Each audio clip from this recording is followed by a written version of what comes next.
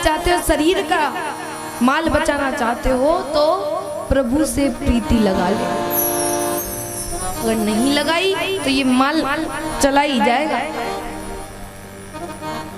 कुछ काम आने वाला नहीं है। तो इस प्रकार भद्रा मैया का विवाह 7वां हुआ कन्हैया जी के साथ, 8वां विवाह लक्ष्मणा मैया जी के साथ हुआ। इस प्रकार 8 विवाह प्रभु के पूरे हो गए। अब महाराज भगवान 8 विवाह हो गए और बैठे हैं शांति से, परंतु भगवान के 16,000 और 100 विवाह और होने। अब वो कैसे हुए, क्या हुआ? वहां पर एक भौमासुर नाम का दैत्य था जिसका नाम नरकासुर भी था। भौमासुर भी और नरकासुर एक ही, दो नाम थे। तो भौमासुर ने सोचा कि भगवान कृष्ण ने रास रचाया, वैसे मैं भी रचाऊंगा, परंतु रचाऊंगा और उनके साथ विवाह भी करूंगा। उन्होंने तो विवाह नहीं किया, छोड़ दिया, परंतु विवाह करके उन सबकी बलि चढ़ा दूंगा जिससे मैं शक्तिशाली बन जाऊंगा। भगवान तो अंतर्यामी है, सब पता चल जाता है। यहाँ पर उसने संकल्प किया है कि 20,000 राजकन्याओं को मैं लेकर के आऊंगा, हरण करूंगा। छोटे छोटे राजाओं की कन्या जो हैं सबका हरण करूंगा। अब तो हरण कर लिया 20,000 राजकन्याओं का, बैठी हैं कारागृह में, बंद कर दिया सबको। अब सब बड़ी दुखी हैं कि क्या करे। ये भौमासुर ब्याह तो करेगा, शादी तो करेगा, परंतु मार डालेगा। यदि मारता भी नहीं तो भी कोई बात नहीं थी, अभी तो ये और भी हरण करेगा, औरों की भी जिंदगी खराब होगी। तो क्या करें? अब नारद जी आ गए घूमते घूमते। जिस प्रकार नारद जी रावण के पास पहुंचे थे ना, रावण ने अपने महल को बहुत अच्छा बनवाया था, बहुत अच्छा। तो रावण ने अच्छा महल बनवाया तो क्या हुआ पता है? नारद जी को बुलवाया तो नारद जी आए। रावण ने कहा कि नारद जी अब बीड़ा बजाते हो, चलो ठीक है, परंतु आज आप एक कार्य करो। तो कहा कि क्या? आज आप हमारे महल का दर्शन करो, लंका को देखो, कितनी अच्छी बनाई कि महाराज इतना समय तो हम रुकते ही नहीं गई, कैसे देखे तुम्हारी लंका, 2 घड़ी से ज्यादा कहाँ रुकते। तो कहा कि तो अब महल लंका को कैसे देखे, बहुत बढ़िया है। तो नारद जी ने कहा कि फिर कभी देखेंगे। तो कहा कि एक काम करो नारद, तुम ना महल को छोड़ो, हमारे सिंहासन को ही देख लो, पता लग जाएगा उससे कि हमारा महल कैसा बना। तो कहा कि अच्छा कि ठीक है, चल। अब नारद जी सिंहासन देखने गए क्या, तो देखा पहली सीढ़ी पे सूर्य महाराज दबे, जैसे ही पैर रखा तो जल गया पैर एकदम सीढ़ी पे। अब नारद जी ने कहा भैया तुम कैसे दबे हो? कि कहाँ करें, दबे हैं। दूसरी सीढ़ी पे जैसे ही पैर रखा ठंडा। तो कहा कि ठंडा पैर कैसे? देखा तो चंद्रमा बैठे दबे हैं उसमें। फिर तीसरा राहु केतु सब सारे ग्रह जो थे सारे 9 सीढ़ियों में जड़े थे, लगे थे। तो कही कि महाराज शनि के पास पहुंचे, सीढ़ी पे पहुंचे तो शनि महाराज दबे। तो नारद जी ने कही कि महाराज तुम मुंह कछु नहीं कर पाए, तुम तो सिगंध की बुद्धि खराब कर देते हो, सबका विनाश कर देते, फिर रावण का नहीं कर पाए। कि क्या करें महाराज, उल्टे दबे हैं, सीधे करो तो बताए ना, सीधे करवा के तो देखो एक बार। उल्टे दबा लिए पहले ही। अब रावण को कैसे मनाया जाए, क्या किया जाए? तो रावण से कही नारद जी ने कि महाराज अच्छी बात है, आपने ये सीढ़ियों में 9 ग्रह सब 9 रत्न लगाते हैं, आपने ग्रह ही लगा दिया, बहुत विशेष बात है। परंतु महाराज ये कहीं की बात नहीं है कि सबकी पीठ पे पैर रख के जाते हो आप, चढ़ते हो, छाती पे पैर रख के चढ़ो तब माने योद्धा आपको। अब भैया जैसी ही बात सुनी क्या रावण ने, अब तो सब 9 ग्रहों को सीधा कर दिया। अब जैसे ही सीधा किया, क्या सीधी दृष्टि शनि की आज महाराज रावण पे पड़ गई। और जैसे ही पड़ी, क्या रावण पे नहीं, पहले सूर्पणखा आ गई रोती हुई नाक कट। तो भैया आ गई तो सीधी पहुंची वो पंचवटी पे और नाक कट गई। फिर सीधे रावण पे हमला बोल दिया शनि महाराज ने, तो पहुंच गए सीता का हरण करने। तब से मानो पूरी लंका का विनाश ही हो गया। तो तभी तो सब लोग शनि को बहुत खुश रखते ना। यदि दशा भी आ जाती ना शनि की, तो सब सतर हो जाते एकदम।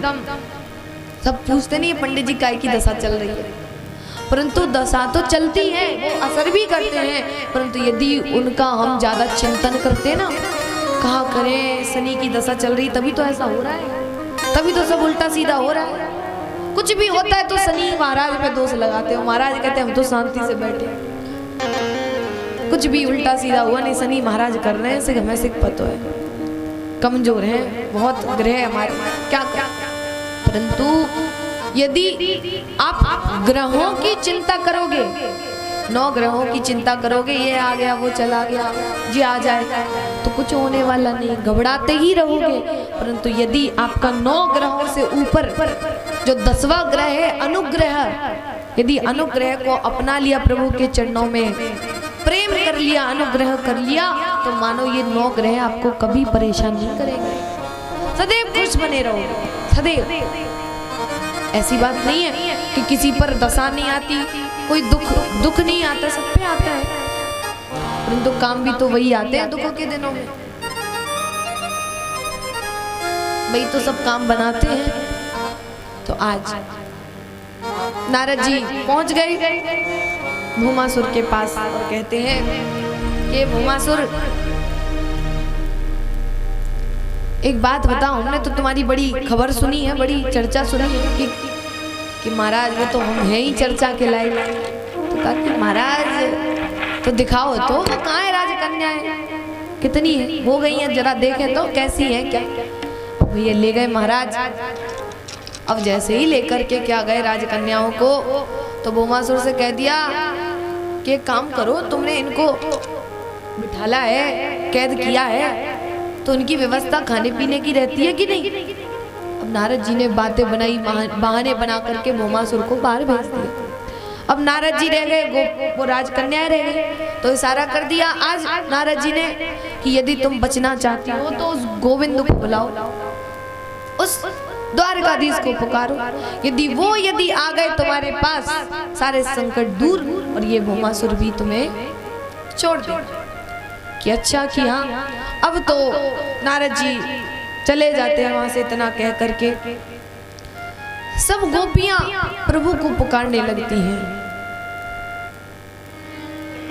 श्री कृष्ण गोविंद हरे मुरारी, हे नाथ नारायण वासुदेवाय।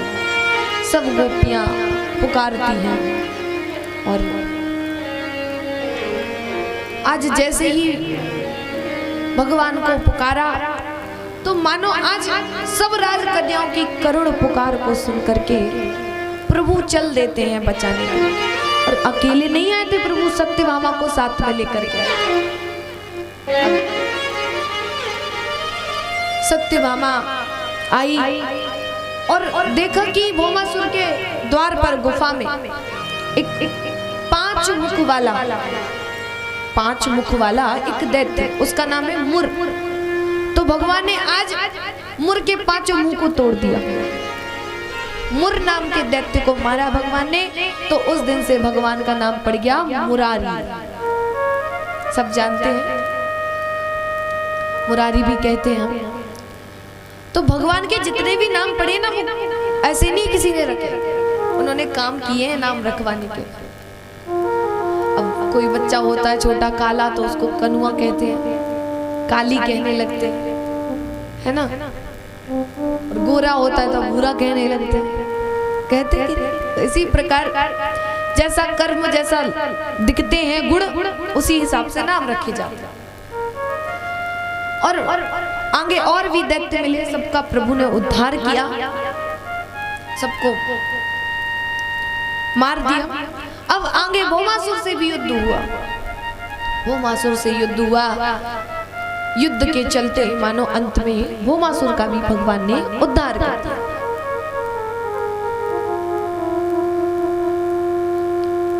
भौमासुर का उद्धार किया।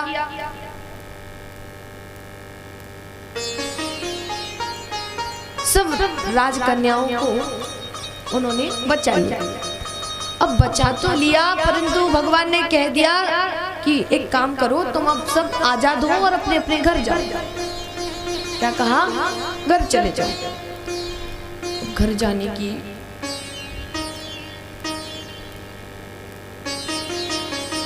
जैसे ही बात कही, सब गोपियां कहने लगी कि महाराज कैसी ये बात करती, यदि हम अपने घर में जाएंगे तो कौन अपनाएगा हमें?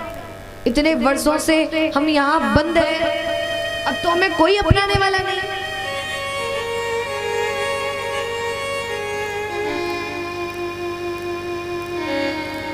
तो कहा कि घर जाओ तो सब अपना लेंगे। यदि घर वाले भी अपना लेंगे तो यदि हम विवाह करना चाहेंगे तो कोई हमसे विवाह नहीं करेगा।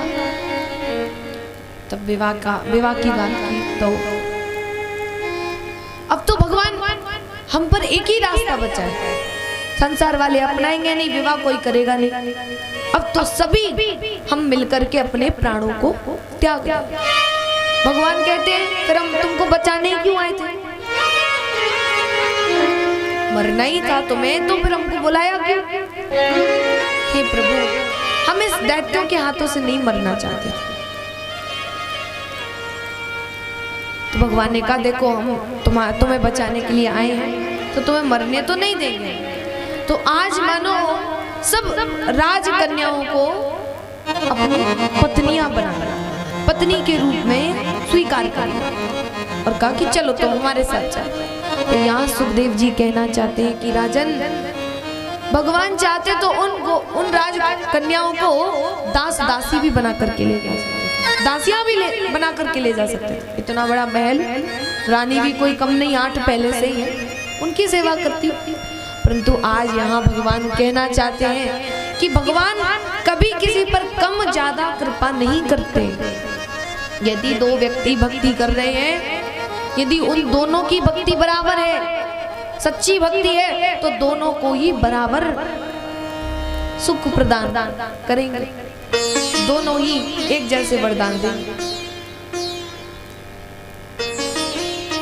और यदि अब आप कहो कि आप सब यहाँ कथा सुनने के लिए आ रहे हो, तो सोचो कि भाई बगल वाले का उद्धार हो गया तो हमारा क्यों नहीं हुआ? भैया आप में ही कोई कमी रही होगी, आपने सही से नहीं सुना होगा। यदि आप सही से सुनते तो भगवान आप पर जरूर कृपा करते। और ये बात कोई ऐसे ही नहीं है, ये बात बिल्कुल सत्य है। यदि आप प्रभु का नाम जप करते हो, प्रभु का नाम लेते हो, भगवान की कथाओं से प्रेम करते हो, तो मानो भगवान कृपा तो करते हैं, कहीं ना कहीं जरूर करते हैं। आपने देखा हो कि जब भी हमारे साथ कुछ घटना घटती है, बुरा होने को होता है, तो हम बच जाते हैं, उससे बच जाते हैं। तो हम कहते हैं पुण्य आड़े आ गए, पुण्य आज हमारे आगे आ गया, दान पुण्य किया उसके सारे हम बच गए। तो ये उसी का ही असर होता है जो हम पुण्य करते हैं, जो हम प्रभु से प्रेम करते हैं, प्रभु का नाम जप करते हैं, ये सब उनकी वजह से। और बहुत से लोगों के साथ दुर्घटना हो भी जाती है, तो वो क्यों होती है? होते तो अच्छे हैं वो भी, ऐसी बात नहीं, अच्छे होते, परंतु बस भगवान के प्रति उनका सच्चा प्रेम नहीं होता। कहने को तो होता है, परंतु कहीं ना कहीं कमी जरूर होती, जिसके कारण उनके साथ ऐसी घटना घटती है। सब जानते हैं मैं कैसी घटना की बात कर रही हूं, है ना? यदि भगवान के कथाओं से प्रेम करोगे, भगवान से प्रेम करोगे सच्चे हृदय से, तो आपके साथ कभी भी कोई दुर्घटना नहीं हो सकती, सब अच्छा ही अच्छा होगा। तो आज इसी प्रकार कहना चाह रहे हैं कि भगवान सब पर एक जैसी कृपा करते हैं। यहाँ पर तो कृपा की, और भगवान ने त्रेता युग में भी कृपा की। जब सीता मैया को रावण लेकर के जा रहा था, हरण करके ले जा रहा था, तब जामवंत जी ने, जटायु ने देख लिया था, गीधराज जटायु ने देख लिया था कि ये रावण लेके जा रहा है। तब जटायु ने बड़ा प्रयास किया सीता मैया को बचाने का, बहुत प्रयास, परंतु अंत में रावण ने पंख काट दिया और घायल भी हो गए युद्ध करते करते। तो आज वो जमीन पे गिर पड़ी और उनके मन में एक ही दुख है कि मैं सीता को बचा नहीं पाया, अपनी माता को बचा नहीं पाया। अब मैं अपने भगवान राम को क्या जवाब दूंगा, क्या कहूंगा उनसे। तब राम भगवान आए सीता मैया को ढूंढते ढूंढते, तो वहां गीधराज जटायु मिले। तो राम जी ने पूछा कि ये ऐसी हालत कैसे हुई तुम्हारी, क्या हुआ। तब जटायु कहते हैं, नाथ दशानन यही गति की, नाथ यही गति की, नाथ दशानन यही गति कीने, नाथ दशानन यही गति कीने, नाथ दशानन यही गति कीने। सोई खल जनक सोता हर लीनी,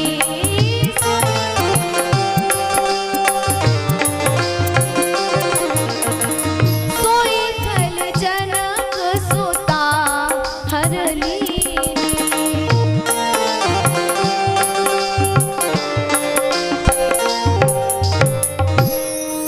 नाथ दशानन यह गति की, ये गति मेरी दशानन ने की है।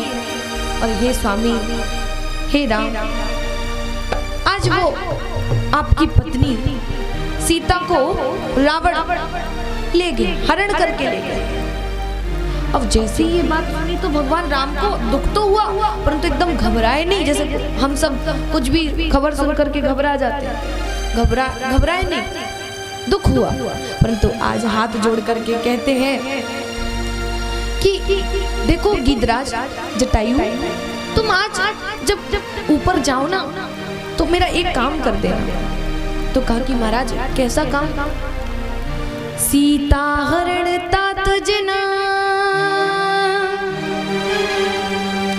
सीता हरण तात जना, कहूं पिता सन जाए, जो मैं राम तो कुल सहित, जो मैं राम तो कुल सहित, तो कहे दशानन आए, तो कहे दशानन आए। देखो तुम ऊपर जाके ना मेरे पिता से मत कहना ये बात कि सीता का हरण करके रावण ले गया, तुम ये बात मत कहना। और यदि मैं राम हूं तो वही दशानन आकर के खुद बताएगा, खुद कहेगा, तुम मत कहना। आज मानो ये बात जैसे ही सुनी, क्या आज भगवान राम, आज उनकी ये बात से ये साबित हो गया कि अपने पिता को भी स्वर्ग में भेज दिया। पिता है तो स्वर्ग में ही जाएंगे, और उन्होंने कोई बुरे कर्म भी नहीं किए, स्वर्ग में गए। और आज उनके पिता का मित्र गीधराज जटायु, आज उनको भी उसी जगह पे भेज दिया, एक ही जगह पे पिता के पास।